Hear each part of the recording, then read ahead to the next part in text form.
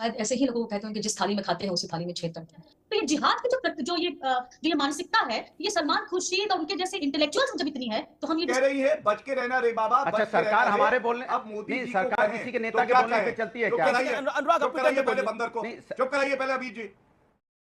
दिल से लगता है भाई, आप समझ ही सकते हो। तो जैसा कि आप अभी जानते हैं, बांग्लादेश में सरकार विरोधी हिंसक प्रदर्शन से पूरा देश हिल गया है, जिसके बाद शेख हसीना को इस्तीफा देना पड़ा और देश से भागने को मजबूर होना पड़ा। तो वहीं बांग्लादेश में हिंसा का दौर अभी भी जारी है और हालात इतने बदतर हो गए हैं कि देश में हिंदुओं के घरों, मंदिरों और व्यापारियों को निशाना बना बना कर अटैक किया जा रहा है। और इस बीच भारत के पूर्व विदेश मंत्री सलमान खुर्शीद का कुछ इस प्रकार का विवादित बयान सामने आया है, जैसा कि आप अपने स्क्रीन में देख सकते हैं, जो काफी निंदनीय है। और इसी मुद्दे को लेकर डिबेट हो रही होती है, तभी गौरव भाटिया द्वारा रागिनी नायक की इस ट्वीट का जिक्र किया जाता है और वहीं अनुराग भदौरिया द्वारा हमेशा की तरह बार बार इंटरप्ट करने की कोशिश की जाती है। फिर आगे गौरव भाटिया द्वारा सम्मानजनक तरीके से उन्हें समझा दिया जाता है, जिसे आगे हम वीडियो में देखेंगे। श्रीलंका में भी जब इस ढंग की अराजकता हुई थी, राष्ट्रपति भवन में भीड़ घुस गई थी और वहां भी ऐसे दृश्य बना था, तो भी भारत में कई आवाजें उठी थी कि ऐसा भारत में भी होगा या होना चाहिए।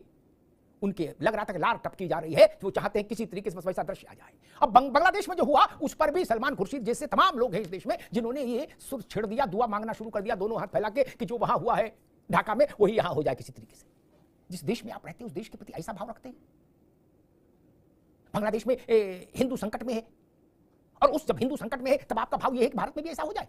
अमिताभ जी, सबसे पहले तो ये कहूंगी कि शायद ऐसे ही लोगों को कहते हैं कि जिस थाली में खाते हैं उसी थाली में छेद करते हैं, क्योंकि ऐसे बयान कैसे आ सकते हैं, खासकर उस व्यक्ति से जो कि विदेश मंत्री रह चुका हो, जो महत्वपूर्ण पदों पर रह चुका हो, वो उस कांग्रेस का नेता हो जो शायद बांग्लादेश बनाने में जिसकी एक बड़ी भूमिका रही थी। और सलमान खुर्शीद के बारे में ज्यादा कुछ बोलना नहीं चाहती, क्योंकि उनका तो इतिहास रहा हुआ है। ये वही सलमान खुर्शीद है जो कहते थे कि बाटला हाउस एनकाउंटर पे सोनिया गांधी आतंकवादियों के लिए फुट फुट कर रो रही थी। ये वही है जो हिंदुत्व को कहते थे कि ISIS और बोको हरम जैसा हो गया हिंदुत्व। और ये वही कांग्रेस पार्टी है अमिताभ जी, जो शायद कहती है कि 370 एक काला दिवस था। ये वही कांग्रेस पार्टी है जो चीन के साथ गुप्त समझौता करती है और विदेश में जाकर राहुल गांधी कहते हैं कि अमेरिका और यूरोप को भारत में लोकतंत्र बचाने के लिए हस्तक्षेप करना चाहिए। और हस्तक्षेप कैसे होता है? वैसा ही होता है जैसे बांग्लादेश में हो रहा है, जैसे मदद पहुंचाई जा रही है शस्त्र के द्वारा, जैसे मदद पहुंचाई जा रही है अराजकता फैला के, जैसे मदद पहुंचाई जा रही है पैसे देके। तो ये सारी चीजें की प्लानिंग तो भारत में की गई थी। शायद खुर्शीद उसी की आवाज बन रहे हैं और सलमान खुर्शीद को छोटे मोटे उनकी बात को आज नहीं कह दी। अभी आपको याद होगा जब ये चुनाव हो रहे थे तो उनकी भतीजी थी तो कह रही थी कि जी वोट जिहाद किया जाए।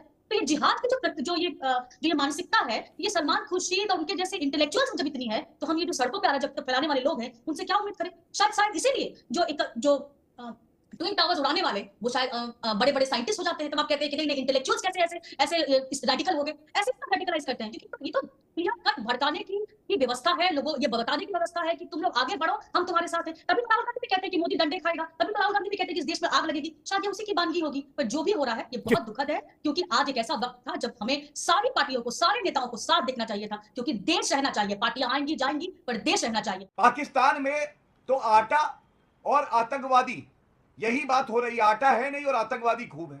दूसरी तरफ भारत कितना मजबूत लोकतंत्र है, किस तरह से यहाँ पे चुनाव होते हैं, पूरी निष्पक्षता से होते हैं और मोदी जी पुनः प्रधानमंत्री चुने जाते हैं। लेकिन आज नफरत ऐसी है, ये कहने की बजाय कि देखिए बांग्लादेश, श्रीलंका, पाकिस्तान को भारत से सीख लेनी चाहिए, ये बता रहे हैं उल्टा। ये कह रहे हैं भारत को डर के रहना चाहिए, भारत में भी हो सकता है। ये क्या है? ये नफरत है भारत के लोकतंत्र के प्रति, भारत के जनता के प्रति जिन्होंने नरेंद्र मोदी जी को चुना है। और सलमान खुर्शीद की हिम्मत कैसे होती है? अरे पूर्व मंत्री रहे, external affair minister, law minister, वो कह रहे हैं भारत में भी कहीं ऐसा ना हो जाए। अरे रागिनी नायक उनकी प्रवक्ता है, देखिए क्या कह रही है। वो कह रही है बच के रहना रे बाबा। अच्छा, सरकार हमारे बोलने, अब मोदी जी सरकार किसी के नेता के बोलने पे चलती है क्या? अनुराग, पहले बंदर को चुप कराइए पहले अभी जी।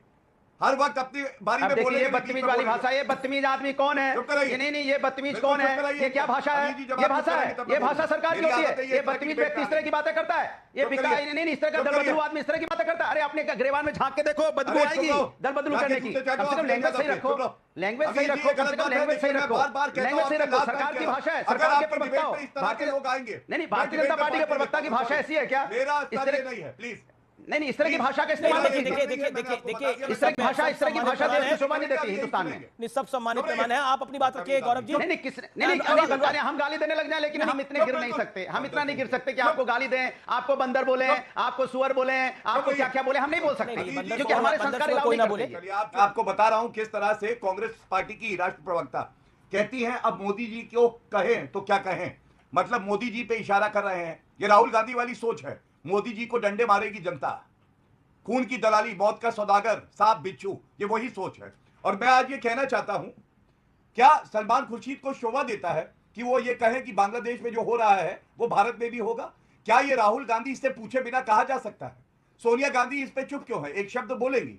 और देखिए, इसी तरह से बयान आए हैं, हमने देखा महबूबा मुफ्ती का भी, इसी तरह से बयान आया है संजय राउत का भी। वो कह रहे तानाशाह, अरे चुनाव हुए थे भारत में, भारत की जनता ने आपको लताड़ा और नकारा, भारत की जनता ने मोदी जी को चुना। तो आज ये पूछा जाएगा कि बांग्लादेश को देखकर भारत की प्रशंसा करनी चाहिए और मैंने जैसा कहा कृतज्ञ होना चाहिए कि हमारा लोकतंत्र मजबूत। वैसे बांग्लादेश में शेख हसीना के शासन का तख्ता पलट होने के बाद माइनॉरिटीज खासकर हिंदुओं पर अभूतपूर्व जुल्म होने की खबर सामने आ रही है। कट्टरपंथी जिहादी बांग्लादेशी हिंदुओं के घरों को जला रहे हैं और इतना ही नहीं, हिंदू औरतों से बलात्कार की भी खबर सामने आई है। वैसे एक और कई राजनीतिक दल बांग्लादेश में हो रहे हिंदुओं पर अत्याचार पर चुप्पी साध रखे हैं, वहीं दूसरी ओर मोदी सरकार द्वारा वक्फ बोर्ड के एक्ट में बदलाव के लिए संशोधन विधेयक पेश करते ही विपक्ष ने काफी हंगामा किया है। दरअसल अल्पसंख्यक कल्याण मंत्री किरण रिजिजू ने वक्फ अधिनियम संशोधन विधेयक 2024 को आज लोकसभा में पेश किया। इस बिल को लेकर संसद में काफी हंगामा देखने को मिला। तो वहीं किरण रिजिजू ने विस्तार से बताया कि इसे क्यों लाने की जरूरत पड़ी। इस बीच किरण रिजिजू ने विपक्ष से समर्थन की गुहार लगाते हुए कहा कि इस बिल का समर्थन कीजिए, करोड़ों लोगों की दुआ आपको मिलेगी। मगर अब यह बिल लोकसभा में ही अटक गई है। विपक्षी दलों द्वारा विधेयक पर आपत्ति दर्ज कराने के बाद किरण रिजिजू ने इसे जेपीसी के पास भेजने का प्रस्ताव रखा। इस बीच एनडीए के घटक दल जेडीयू और टीडीपी ने इस विधेयक का समर्थन किया। तो वहीं अखिलेश यादव ने इस पर आपत्ति जताते हुए कहा कि भाजपा हताश और निराश है, कट्टर समर्थकों की खातिर यह विधेयक लाने जा रही है। उनका कहना है कि यह सोची समझी राजनीति के तहत यह किया जा रहा है। इस बीच किरण रिजिजू ने जवाब देते हुए कहा कि विधेयक में किसी धार्मिक स्वतंत्रता में हस्तक्षेप नहीं किया जा रहा है, न ही संविधान के किसी भी अनुच्छेद का उल्लंघन किया जा रहा है। उन्होंने आगे जानकारी देते हुए कहा कि वक्फ अधिनियम में संशोधन पहली बार नहीं हो रहा है और समय समय पर कई संशोधन हुए हैं। तो वहीं इस बीच जेडीयू सांसद ललन सिंह ने विपक्ष को फटकार लगाते हुए कुछ यूं कहा।